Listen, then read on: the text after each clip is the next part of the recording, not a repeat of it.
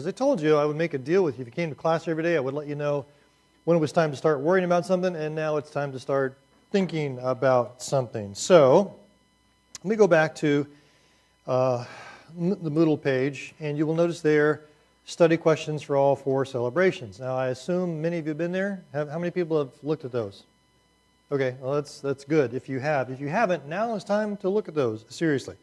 All right, so when you open them up then, they look like this, and what they are, after you get past the first page, is a whole bunch of study questions that will help get you ready for the celebration. But before we get there, a little bit of discussion about what the celebrations are about right there as well, plus what I have come up with when people say, well, how do you study for these tests? It's hard to give a blanket answer for everybody because everybody has different learning styles, but it seems to me the left-hand column is what I think is necessary, and over on the right-hand side is optional depending on your learning style. Okay, so I'll let you guys look down through those, but let me explain to you why I put what I put up here. I said review the PowerPoints, preferably on the S drive, and run the presentation like I do in class and pretend you're talking to someone else through the lecture. The reason for that is because if you can articulate the lessons that are on the PowerPoints, that's a pretty good indication you've got the material, the very best. So what you do is you fire that thing up. Again, don't go for the early PowerPoint or Word files because they're like 4 kilobytes and they're ghost files, they're not real files. Go all the way down till you get some real ones that have, you know, megabytes, not 4 kilobytes in them. Open those things up and try to run them through and go as far as you can in the explanation.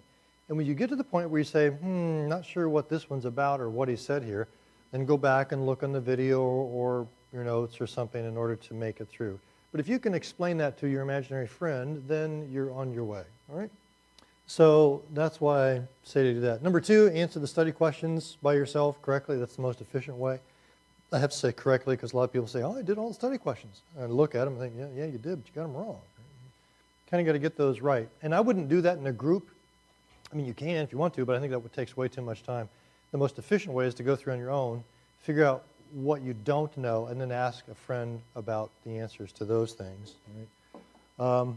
And then again, you might think this is too much because you say you didn't study like this in high school, but I'm going to say start early and plan to take 2 hours each night for the 4 nights leading up to the exam, or maybe not that much. But here's the point. Educational psychologists tell us our brains are like sponges. You pour a whole bunch of water on it once, it all runs off.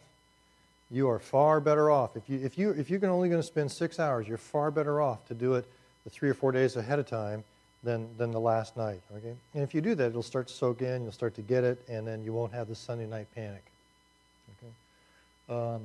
Now again, that probably sounds like, again, a whole lot of hours, but remember, the tests are really, really important here. You know that because I've weighted them pretty heavily in the grade, and that's what I want you to spend your time doing, right? The papers we have don't take too much time to do, so the tests are where it's at. Right? So study hard for that, and if you feel like that's too much time, well, just humor me and do it the first time, and then you get an A, you can do whatever you want to after that, all right? So if you look on the schedule, the things that are on the celebrations are the things between the black lines. So for the next time it's all the way from Numbers down to Psalms. This time, of course, is just from the beginning to Celebration 1. But there's nothing on here about the walkthrough, nothing on here about the Satellite Atlas worksheets. Otherwise, it's all kind of fair game. Yeah. The celebrations are not cumulative, right? Right. What's the story behind calling them celebrations? Because whenever we get together and we have brownies and milk and, well, no, we won't do that. But we're just going to get together and celebrate our knowledge of what we have learned.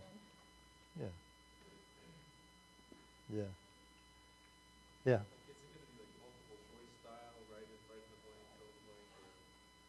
Not even fill in the blank. Well, I guess, I mean, figuratively, I guess you could, but it'll all be Scantron. So multiple choice. Yeah. Yeah. You have about 45, I think I said in there 45 to 60 questions, something like that. Most people can get the thing done pretty easily in like 35 minutes. Some people will get them done in 20 minutes. A handful of people stay till the whole 50, but generally that's enough. So bring your non-study Bible, no study notes. It doesn't say study on the spine.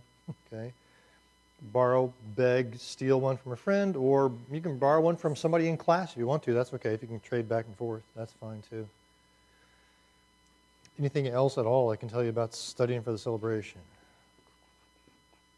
Yeah. You should go over like every set of class slides. Mm-hmm. Yes. Again, that's why I say up here, sorry, I need to repeat the question.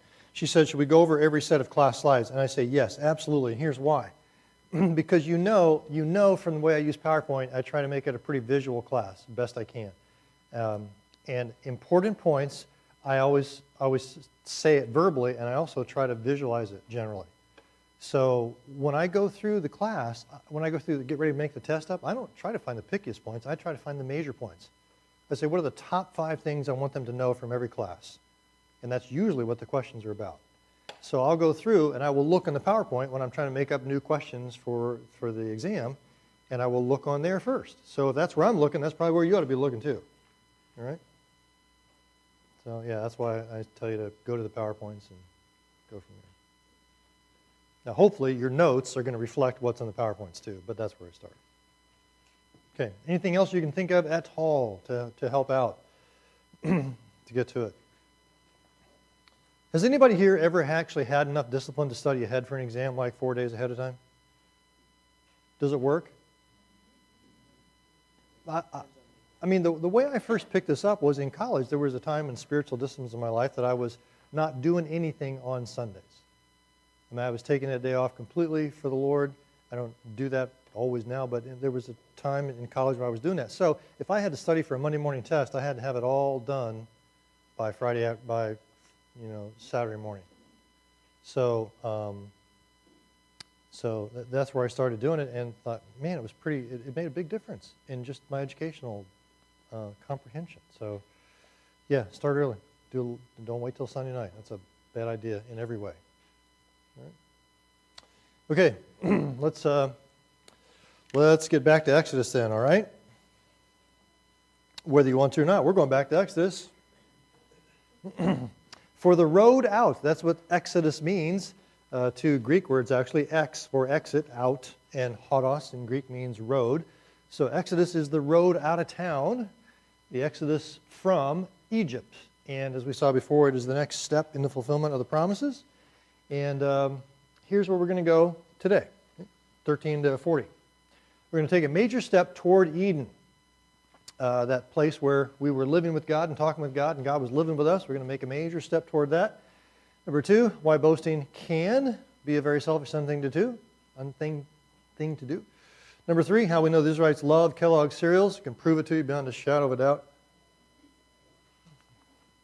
And finally, why Jesus may have sensed a little deja vu at the Last Supper. So, we are headed for the Red Sea. Yes, there's Moses standing on the rock, opening it up. Yeah. Who knows what it looked like, but it must have been a pretty impressive sight as we go through there. Now, the good news is that you can't see that. It's not as pretty for you as it is for me. Here, let me darken the thing up. See if it makes it look prettier. We'll see.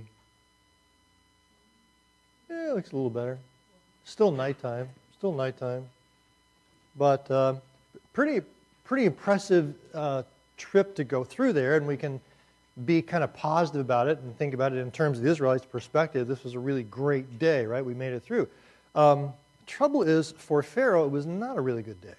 In fact, it was a pretty bad day, especially if you were one of his elite forces, right? So his 600 chariots were like the Navy SEALs of their day. So this is a really, really bad day for Pharaoh. And I want to talk about a bad day for him because in some ways it kind of makes God look bad. For example, these verses, I don't know what your gut reaction is to them, but mine's pretty negative when I first read them. For a number of reasons, right? Don't you feel it? I mean, number one, what's the deal here with God hardening Pharaoh's heart? What's the deal with God forcing Pharaoh against his own will? I mean, it looks like this sovereign God is just, toying with Pharaoh and beating him up and forcing him to do something he doesn't want to do. And if that's not bad enough, then the justification is, but I will gain glory for myself. Like, what is he, an insecure God who says, well, people don't appreciate me enough, and I need to look at me, so I'm going to smash this guy so I'll look like a big guy, right? I mean, all of us were tired of bullies in the third grade playground, right? And why do we need a divine one here? Well, let's disabuse ourselves of those things and go after it, okay? Phrase by phrase. First of all, we're going to take a look at this idea of I will harden Pharaoh's heart. Now, the first thing to try to discern these theological, biblical questions is simply to read the text. And if you do that, you will find out that this doesn't happen just one time, it happens 10 times. And 5 of those times, God hardens Pharaoh's heart, but another 5 times, Pharaoh hardens his heart. Right?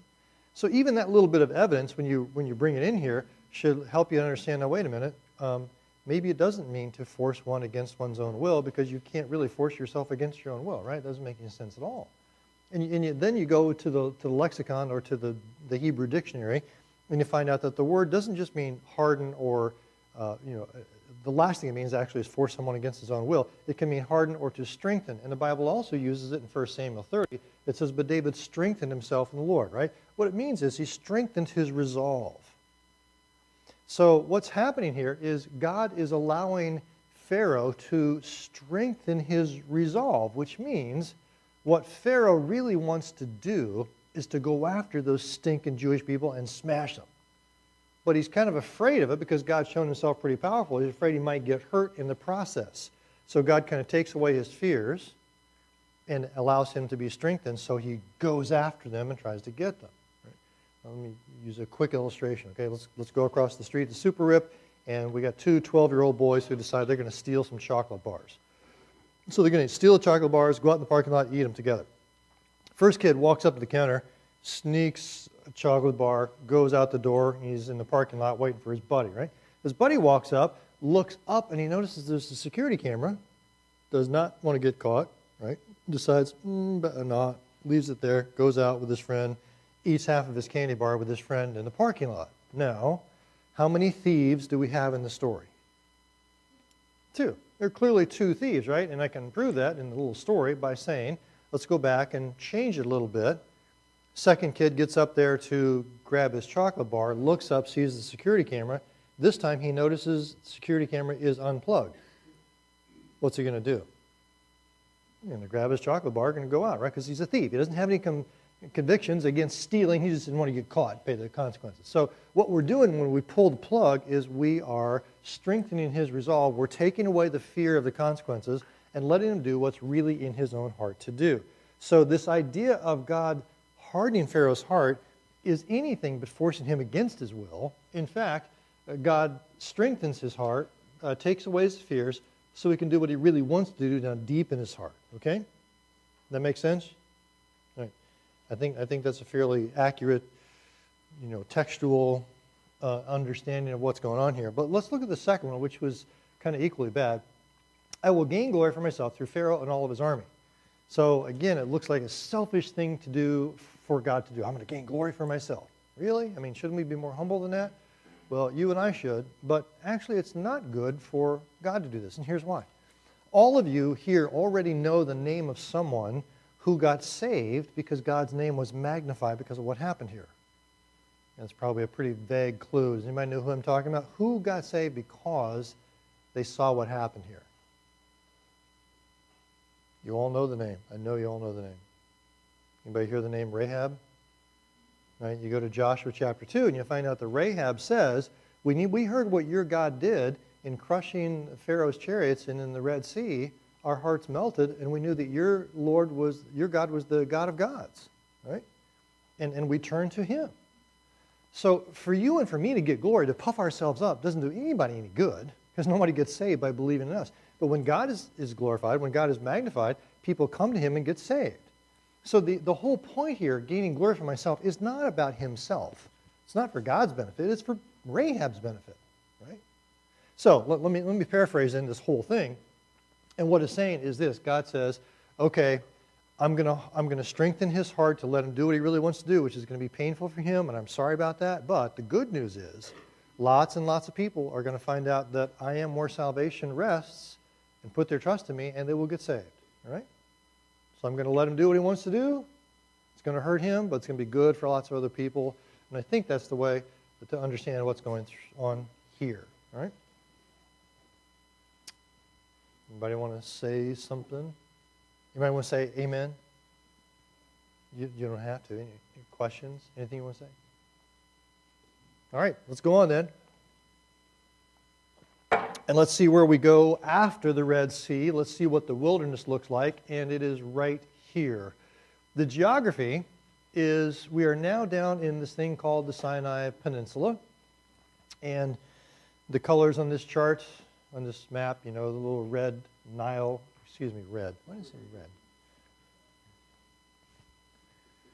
red? You try getting old. The Nile Delta here, the green, obviously the red here, but the green there, and the little kind of green there. But this is really dead stuff, right? This is, here's what it looks like.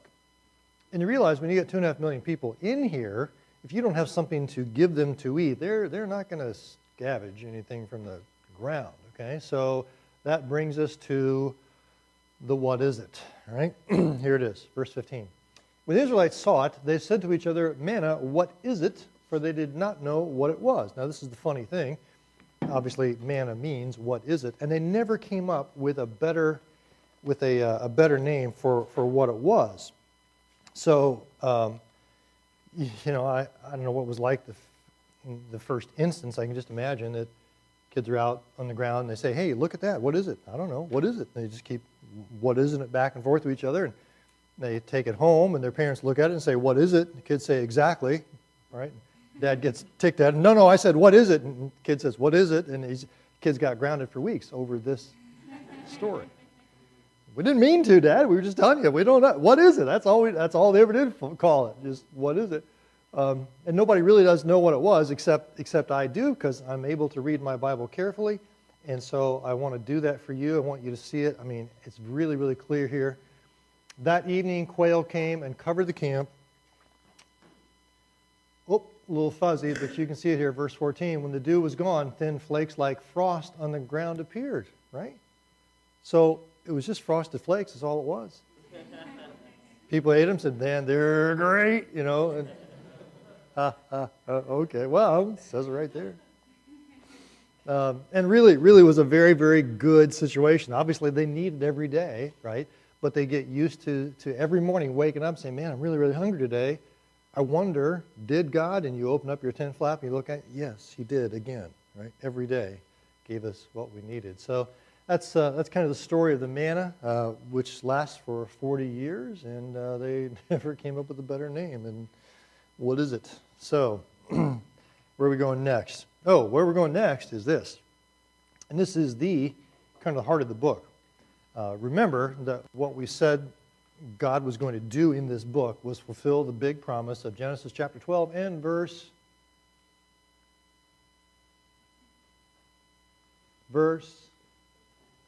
12, 1, 2, and 3. You've got a 33% chance of being right. 12, 2. 12, 1 is the land, 12, 2 is the nation, 12, 3 is the leader. Okay, land, nation, leader. You're in Genesis 12, 2 here, that territory. So this is exactly where it happens. Now, listen carefully to the wording here, because on the celebration, I am occasionally going to ask you to be able to determine and identify precise language. And what I'm talking about is like this verse this statement right here.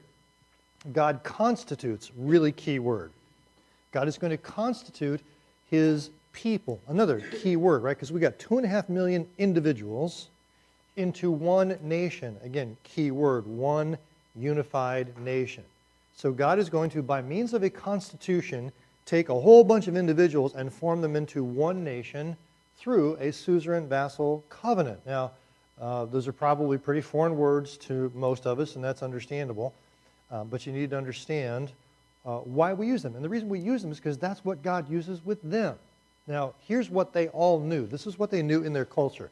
They knew that the suzerain was what they called a conquering nation, that a vassal was a defeated nation, and whenever one nation conquered another one, they would enter into a suzerain vassal treaty. Now, what that meant was that both parties, the conquerors and the conquered, knew how they were going to relate to each other, right? They didn't stay enemies, they became friends. And the conquerors, the suzerain would say, we will care for you, we will protect you, we will keep other invading nations away from you. But on the other hand, you have responsibilities too, and that is you pay your taxes on time and you don't rebel against us and cause us trouble, and we will have a very good, happy relationship. Okay? Now, the trouble is that when Israel comes through the Red Sea and they're out here in the wilderness, again, remember that they didn't know God, right? Remember all that discussion about, hey, who is Yahweh? I don't know who Yahweh is. And they're thinking, well, what is this God like? I mean, he saved us out of Egypt, but is he a good God? Is he a kind God? What does he want from us? And this is the answer to it. God says, you know what a suzerain and vassal thing is like? And people say, oh yeah, we get that. God says, well, my relationship is much like that. I'm going to protect you. I'm going to care for you. I'm going to keep other people away from you. I'm going to give you success. But what I want you to do, right, is to obey and not rebel. Okay, that works, right? It's a mutual kind of a thing. So, before we get into the nuts and bolts of the situation, let me give you a familiar analogy. So here's one that we all know, so help you understand what's going on here. The question is, what makes the United States one nation? Is it two-party system? No. Is it national monuments? No. Is it really cool World War II aircraft? Watch it take off. Wasn't that cool? You want to see it again? Let's watch. Yeah, it takes off. It's actually just another self-promoting spot to show you a picture of my dad flying one of those airplanes. No, what it is, what makes the U.S. one nation is what? It's the Constitution here, right? So here's the math. You take 13 individual colonies, add a constitution to it, and you end up with one nation. So here's the magic, right? Wait for it, wait for it. What makes Israel one nation? And the answer is you take 13 tribes, you add a constitution, you end up with one nation. So God constitutes them through Exodus 19 to 24 into one nation. Now, we sometimes will call this the law because the law is the Constitution. We're going to see law here in Exodus 19 to 24 and in Deuteronomy later. But there it is. There's the magic, okay? So let's look then at this at the offer, the way it begins. It starts out like this. God makes the offer. You'll be a kingdom of priests and a holy nation, a special nation, a unique nation. And the condition is 19:5a, if you obey me and keep my covenant. So what I want to do then is take Exodus 19:24 and plop it down here as the next step in the promises. Okay? Good? All right with you? Not all right with you? I mean, I won't go forward if you're not happy. Is this okay? Okay? No, it's not okay. No, it's not okay. That was so much fun. I want to do it again. People out looking in the windows like, what is going on? No, it's not okay. Why is this not okay? Why is this such a bad idea? Because why? It's because it's conditional, exactly right, okay? The reason, what I want to do here now is to take the law, the Mosaic covenant, and I want to separate it out in your minds from everything we've seen so far. What we've seen so far over here, this has all been one-sided stuff. Remember what I mean when we say one-sided? You go back to Genesis 15, remember the bloody animals here and the bloody animals here. How many people are walking down through the animals? There's one, right? Just God, right? It just depends upon Him. But over here, now we're going to have two people walking through the animals. Because now it's not only God, but the people have conditions to follow too. So that's why we'll sometimes call these unconditional. I mean, and technically it's conditional, but technically the conditions only depend upon God, and since He's not going to break them, we call them unconditional, okay? But over here, this is conditional because the people have to obey. If they don't obey, the covenant breaks. All right? So this is a place of a lot of confusion. This is a place where if you only kind of dabble in the Bible and dabble in theology, you can easily come up with really dumb answers. This is a place where, mathematically speaking, you can add 2 plus 2 and end up with 22 and think it's a really smart answer, and it's not. People get confused about the law all the time. And I don't want you to be those people. I want you to be smart people who really understand because you dug into it a little bit and can distinguish where the law fits in the plan of God. And it's not a bad trick He plays on His people. It's a good thing. Right? So let me show you what this is. And in order to do that, I've written it out in your notes. So You can kind of emphasize things or underline things or whatever, but this is the explicit statement. Now, again, on the celebration, I'm going to ask you, especially about this stuff, to be able to distinguish precise language. The language makes a big difference here, so notice it carefully, okay? I usually put it in italics or bold or something like that, but you'll hear me say it.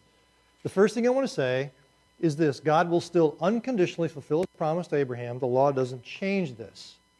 The law simply serves as a barometer to each generation's relationship to the Abrahamic promises, right? So you might feel like we're taking a step back, or like the law undoes the promises. No, it doesn't. God is still going to unconditionally keep the Abrahamic promises. But what the law does is it comes along and it measures, like a barometer or a thermometer. Okay, we'll just use that for an analogy here. The difference between a thermostat and a thermometer is what? The thermostat, you change it, it's going to change the temperature in the room, right? Thermometer, it's just going to measure. It's not going to do anything. It's just going to measure and show you what it is. It's not going to change anything. And so the law isn't going to get anybody saved. It's not going to change someone's status. It's just going to measure the faith that a person has. So I'll say it like this then. By obedience to Moses, and I don't mean just the man, I mean obedience to the Mosaic law, each generation shows their faith to the Abrahamic promises, and by disobedience they show unbelief. So are you getting a sense here? Which one is more important? Let me follow it up with this. The law does not make one righteous. So this is that precise language I was talking about. The law does not make or produce righteousness. Okay? The law only evidences righteousness. Only faith in the promises actually makes one righteous. Now, that's nothing different than what we've been talking about all along here, but people always get confused about this, right? How were people saved in the Old Testament? Did they have to keep the law? Man, that was hard. I'm sure glad we're not in the Old Testament anymore. No. Okay? So, let me do this for you then. I want to show you a little chart that I really, really like because I made it up. It's the only creative thing I've ever done in my entire life except my kids. I didn't have everything to do with them either. So, but anyway, here it is. The reason I came up with this is because, again, people think, how does the way of salvation in the Old Testament compare with the way of salvation in the New Testament? And the answer is it compares perfectly with it because it's the same way. It's always been the same way. We can go to Ephesians 2, 8 through 10, which you all have heard if you're not memorized. For by grace you are saved through faith, that not of yourselves. It's a gift of God, not of works, lest any man should boast, right? Something like that.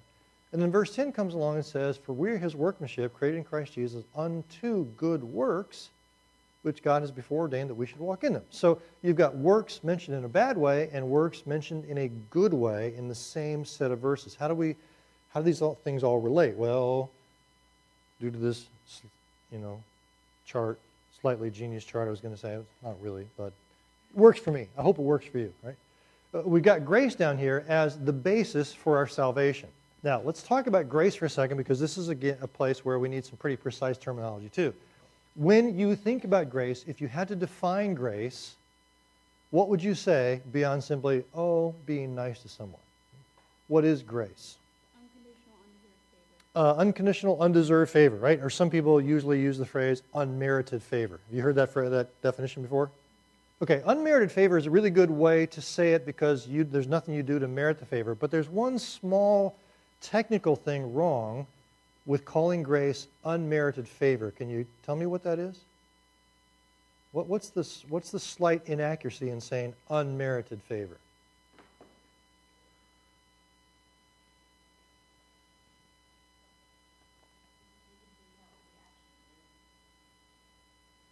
No, we're not thinking so much about what you deserve. I'm talking about the favor itself. I'm going to make you sit on this one a while because you've got to know this one. I'm going to make you figure this one out because I got all day. Is it that the favor is merited by Christ? It is exactly the fact that the favor is merited, just not by you. Now, this might seem like a simple thing, but it's really significant, right? Jesus actually merits that favor. And so maybe you've heard sometimes you'll hear these little cute definitions, like just as if I'd only sinned for justification, something like that. But does anybody know the acronym for grace? You know, if you take each of those, if you make a sentence out of grace, God's riches at Christ's expense. Yeah, you have heard that. That one's not only cute, that one's really accurate. Whenever you think of grace, you should think of God's riches at Christ's expense. Because when God gives you grace, when God gives you favor that on your part is unmerited, it's only because Jesus merited that favor and paid the price for us. So God is never just caught on a good day and saying, well, I'm feeling like I'm in a generous mood, I think I'll do this for you. Whenever God does things, it's always because of the bank that Jesus has put, the deposit Jesus put in the bank for grace, okay? So the basis is grace. Then the means for our salvation is one puts faith in that grace. Just because Jesus dies on Calvary doesn't mean everybody gets saved unless you have faith in the grace, okay?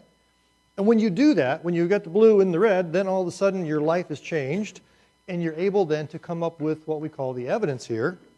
In the Old Testament, by faith, Abraham circumcised himself and his kids in Genesis 17 after he believed in 15 and 12. In the New Testament, baptism is a sign, but always good works from Ephesians 2:10 are the evidence of genuine fruit from a life, a heart of faith, okay? Now, to bring all this back then, let's ask ourselves this question. Where do the promises and where does the law fit on this chart? Now, don't be confused by the colors. I guess I just like red and blue and yellow together. I don't know. But don't let that confuse you. But first of all, where do the promises fit on this chart? If this is making any sense to you at all.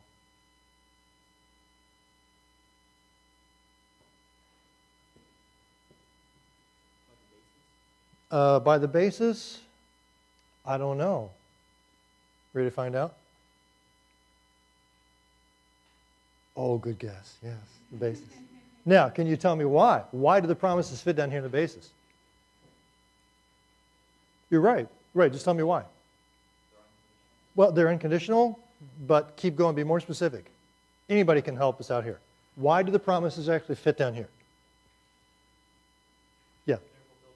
They're fulfilled by God, that's true. Can you get any more specific than that? Like, you know, a particular member of the Godhead? Jesus? Yeah, right? Because the leader actually is Christ, right? It's all about the atonement. It's all about the sacrifice of the leader, okay? So the promises here are really the promises about the leader who will come and smash the head of the snake and offer himself on Calvary, okay? So the promises are really what you put your faith in, right? The faith that the grace will come. So where are we then going to put the law? Which category does it fit in?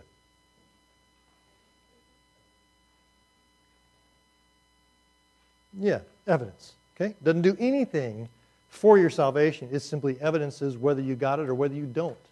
So, let me put it this way and say, if you have genuine faith in the grace, then what do you do with the law? You obey it from the heart. What if you don't have any faith in the grace? What do you do with the law? Then you disobey it and say, who do you think you are? I'm my own boss, right? So your attitude and your completion or non-completion of the law is simply evidencing what's in your heart to begin with, okay? All right, Salvation 101 from the Old Testament. Then let's take this all back then to the law and this whole offer. So let's get into the offer. Exodus 19, we've seen this before when we looked at Genesis 12, 1, 2, and 3. And God says, when I make you into a kingdom of priests, what he's saying is this: the whole nation becomes a nation of priests. And remember who is down here in the bottom? It's the whole rest of the world, right? And they're going to priest to them and tell them about the coming seed.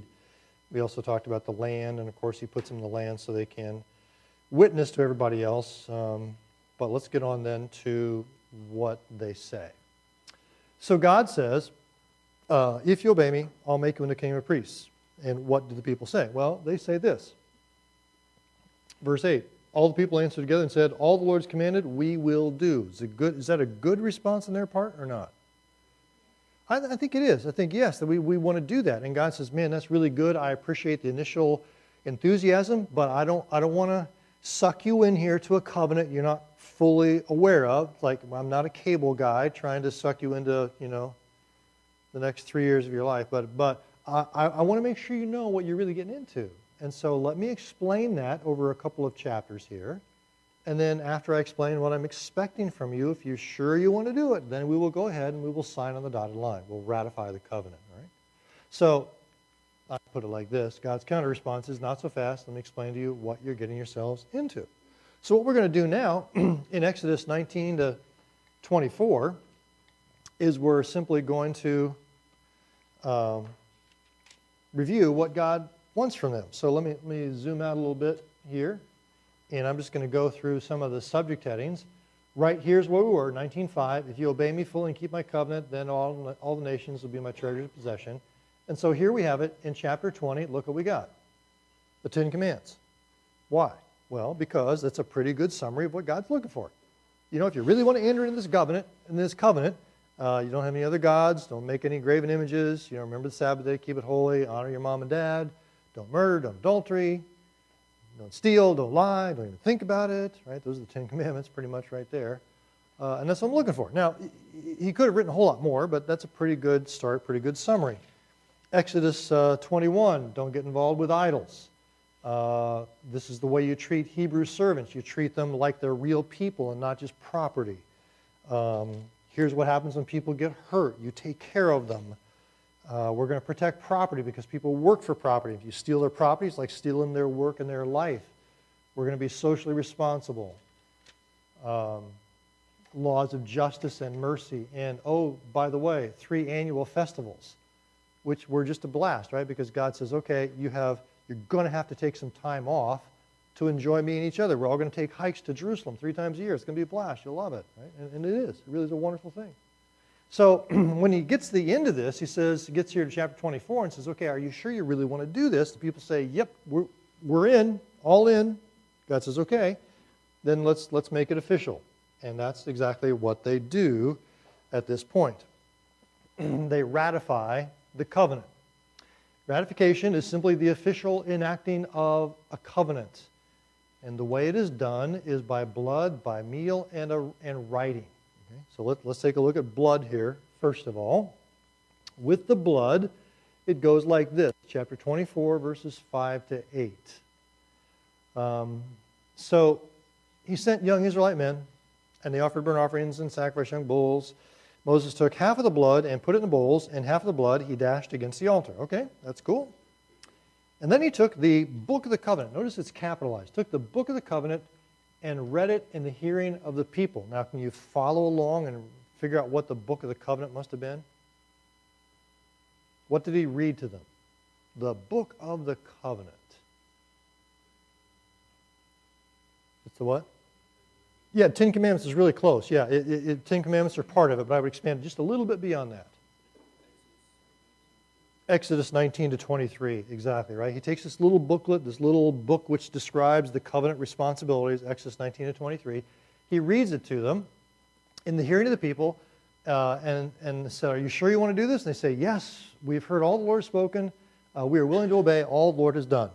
So far, so good. God says, okay, then here it comes. Get ready for it. Moses took the blood and sprinkled it over the people and said, this is the blood of the covenant. So I thought about going to Chuck's and getting some hamburger blood, just to make it a little real and come and just sprinkle it around a little bit. Should I have done that? Yeah, right. Especially over here, right? And you think, are you serious? That's the grossest thing I've ever heard of. You can't do that. There must be laws against that kind of thing. Well, were there laws against you? No, I don't think so. I know, but that's disgusting. Well, how do you think these people felt about it? Well, they were Old Testament people. They were weird. They probably liked it, right? No, I don't think anybody's sitting there thinking, oh, Moses, I don't have enough blood. Give me some more blood. Pour it on, right? No, nobody's thinking that. Everybody is grossed out. Everybody is sobered by this because you realize what this blood actually is supposed to be saying to you. If I don't obey, what? May I pay with my own blood, right? This is really, I'm entering into this, that's a solemn agreement. Yes, I will do this, okay? So they do that, and then there's a second way, by meal with the leadership. Verses 9 to 11, Moses and his sons and the 70 elders of Israel went up Mount Sinai, where God is, and they saw the God of Israel. You say, wait a minute, hold on. John chapter 1, isn't that the one that says nobody's seen God any time? What gives here? Well, John 1 says nobody's seen God the Father, but the only begotten, Jesus, he has revealed him. So, who's up on top of the mountain? It's his job, right? This is Jesus up here, what we would call the pre-incarnate Christ, right? Before he takes on a body at Bethlehem, this is Jesus coming down and has dinner. And you say, what's the point? Well, in the Middle East, you don't have to explain this stuff, right? In the Middle East, whenever you have a meal with someone, you don't do it with an enemy. You do it with friends with whom you have fellowship and you are in communion and in covenant together. So this kind of like really seals the deal. The meal seals the deal here. Sam, I am.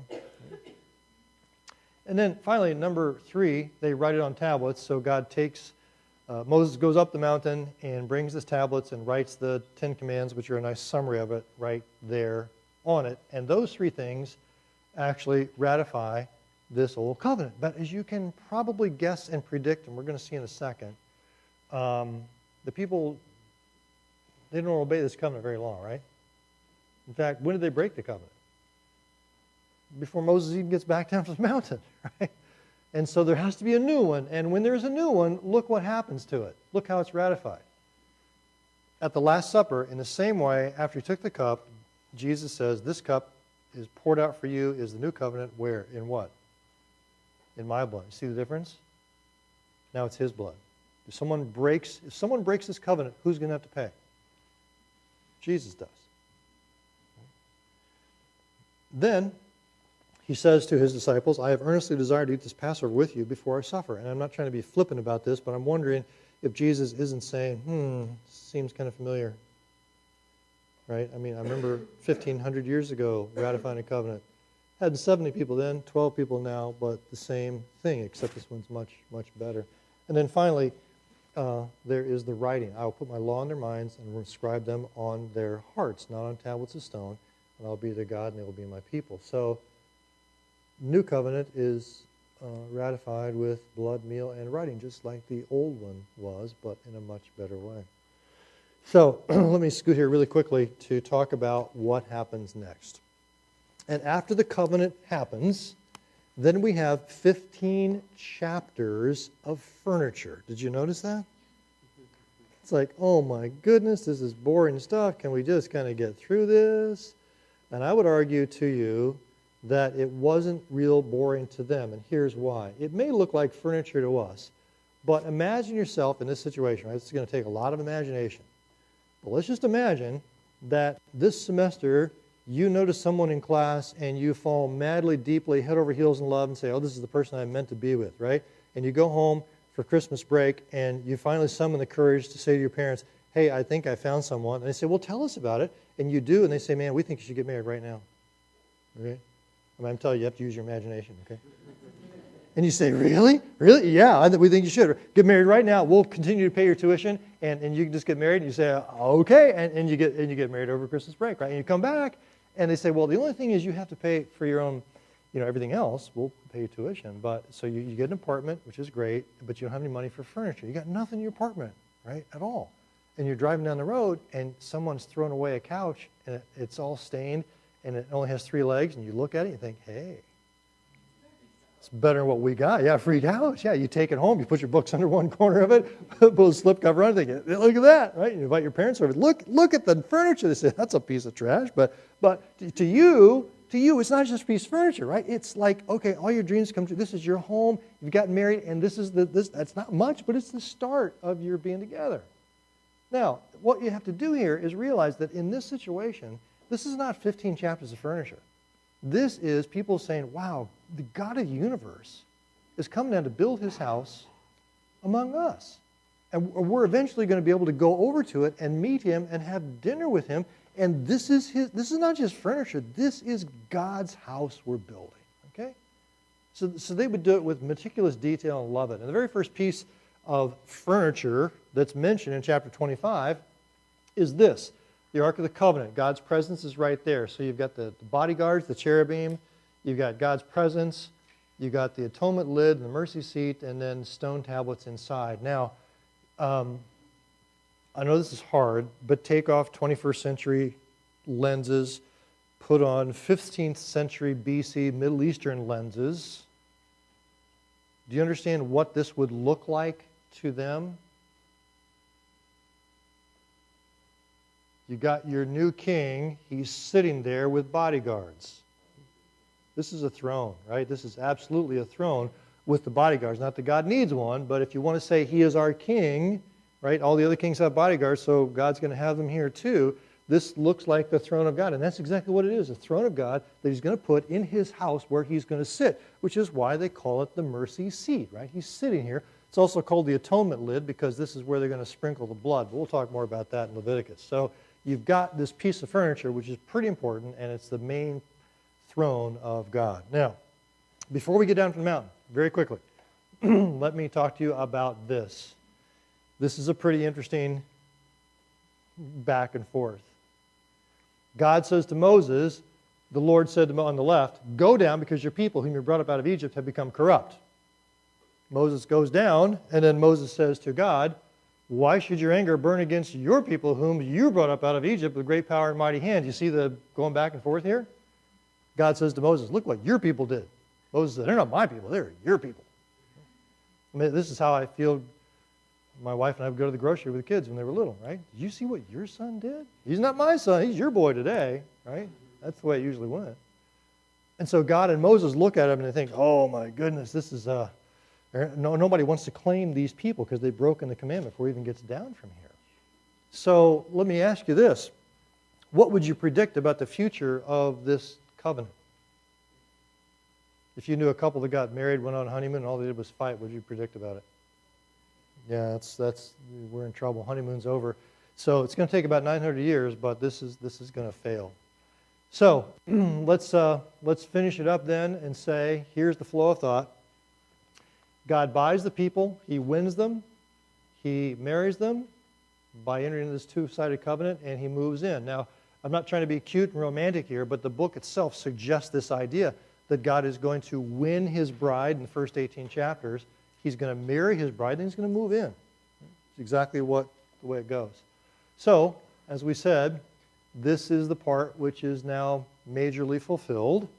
And we also know that archaeologically speaking, kids in grade school in ancient Israel would stand up and say this, I pledge allegiance to the covenant and to the promises for which it stands, one nation under God, incorrigible, with leader and land for all.